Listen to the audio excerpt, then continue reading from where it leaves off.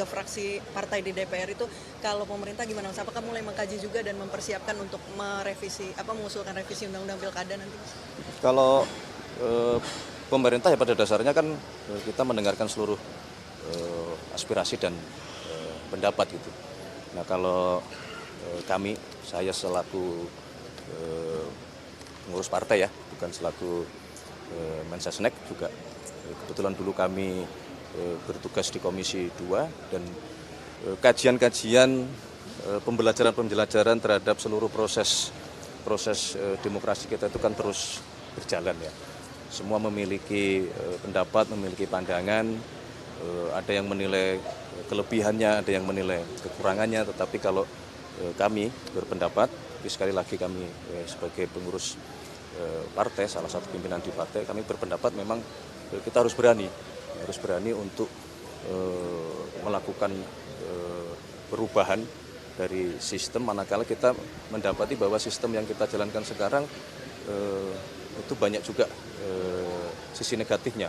Misalnya dari ongkos politik gitu kan, kita semua sekarang tahu bahwa untuk menjadi seorang kepala daerah, baik bupati, wali kota maupun gubernur itu ongkosnya sangat besar. Belum dari sisi negara ya, dari sisi negara dalam hal ini mengenai pembiayaan. Nah inilah yang kemudian kalau kajian di kami internal Partai Gerindra, kami memang terus terang salah satu yang mengusulkan atau berpendapat bahwa kita berkehendak untuk mengembalikan sistem pemilihan kepala daerah itu melalui mekanisme di DPRD. Pak Prabowo juga apakah secara pribadi Pak Prabowo juga sudah lama mendukung gagasan ini ya Mas? Apakah beliau sebagai ya betul? Apakah itu juga dibicarakan Pak Prabowo ketika bertemu dengan menteri-menteri yang juga ketua umum parpol? Oh kalau antar pimpinan partai kan tentu berbeda ya dengan kalau konteksnya beliau sebagai presiden dan berkoordinasi dengan menteri kan berbeda. Kalau dalam konteks partai politik ya itu juga bagian dari yang tidak hanya baru sekarang, itu sudah cukup lama juga kita bicarakan, kita bahas. Bahkan si periode yang lalu di masa pemerintahan Bapak Joko Widodo kan juga sudah banyak kita bahas untuk akan adanya revisi undang-undang pemilu kan. Cukup ya? Mas, jadi Mas soal perayaan tahun baru Mas, boleh Mas sedikit? Ini kan banyak kepala daerah mengimbau supaya perayaan tahun baru tidak berlebihan ya, tidak menyalakan kembang api dan lain sebagainya sebagai bentuk simpati bagi korban bencana di Sumatera dan Aceh. Nah kalau dari pemerintah pusat dan khususnya Presiden sendiri ada imbauan atau gimana Mas? Ya saya kira itu sangat tepat ya, sangat tepat karena kita juga harus menunjukkan rasa empati, solidaritas dan rasa senasib sepenanggungan sebagai satu bangsa kan tentunya ada yang sedang mengalami bencana yang kita juga harus ikut merasakan gitu, bahwa ini bertepatan dengan masalah kebetulan ada pergantian tahun ya. Kalau kami berpendapat ya apa yang disampaikan oleh kepala-kepala daerah itu sudah benar ya. Mas, balik lagi ke DPR itu Pak Prabowo udah menandatangani KUHP ya Mas? Ya.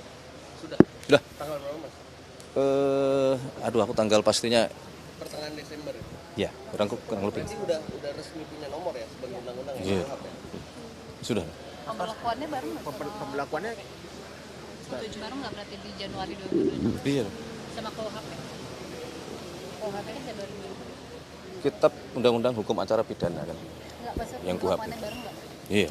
Mas, balik lagi ke penanggulangan bencana, ini ada usulan bahwa BNPB akan dijadikan kementerian. Nah, DPR juga, apakah pemerintah mempertimbangkan untuk menjadikan BNPB? Belum lah, kita belum sampai ke situ ya. Sekarang kita konsentrasi betul-betul ingin secepat-cepatnya melakukan penanganan. Kalau daerah itu masih dianggap darurat gitu, kita pengen segera itu bisa terselesaikan. Kemudian yang sudah berhasil daruratnya terlewati, kita sudah mulai ingin fokus betul-betul untuk masalah rehab rekonnya Huntara maupun hunian tetap gitu. Ada satu contoh bahwa di sebuah kabupaten di Tapanuli Selatan itu sudah mulai proses pembangunan hunian tetap gitu, yang itu adalah hasil kerjasama kita semua ya, karena dibangun di atas lahan miliknya PTPN. Milik ini dalam artian penguasaan ininya ya, penguasaan hak kelolanya ya. Nah itulah yang menunjukkan bahwa memang ya negara punya kewajiban itu di saat masyarakat membutuhkan, ya kenapa tidak tanah negara dipakai untuk kepentingan masyarakat, karena toh ini karena akibat bencana alam kan gitu. Oke ya. Banyak amat. Hah? Pembalakan liar. Ya, berkenaan dengan masalah pembalakan liar, tentu sebelum sampai ke sana ya tentu kita semua itu adalah sebuah kegiatan yang tentu saja melanggar hukum kan begitu. Ya, baik dilakukan oleh bisa jadi dilakukan oleh sebuah korporasi atau dilakukan oleh orang perorangan begitu. Nah, menurut analisa dan pengamatan kan pembalakan liar inilah juga yang menambah daya dampak dari kejadian bencana kemarin kan begitu. Nah, tentu kita tidak ingin tinggal diam, maka tadi sudah kami sampaikan bahwa saat ini Kementerian Kehutanan sedang melakukan review audit di kurang lebih 24 perusahaan yang mendapatkan izin pengelolaan kawasan hutan, baik HPH maupun HTI. Ini dalam rangka kita mau melakukan penertiban, mau melihat apakah ada kegiatan-kegiatan yang tidak seharusnya. Tapi juga kalau itu kan bersifat korporasi ya.